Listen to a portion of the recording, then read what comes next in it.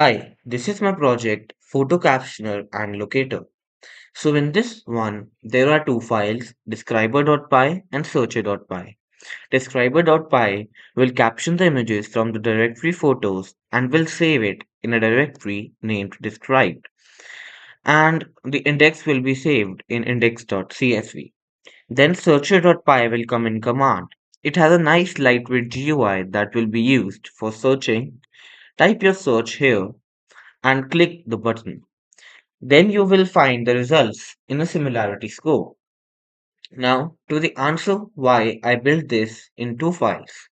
Although both are lightweight, describer.py uses blip large model, which may not be easy for some low-end hardware, but searcher.py uses cosine similarity and a lightweight GUI, which can be used by any hardware. All the additional details are available on GitHub. I will put the link in the description. Thank you.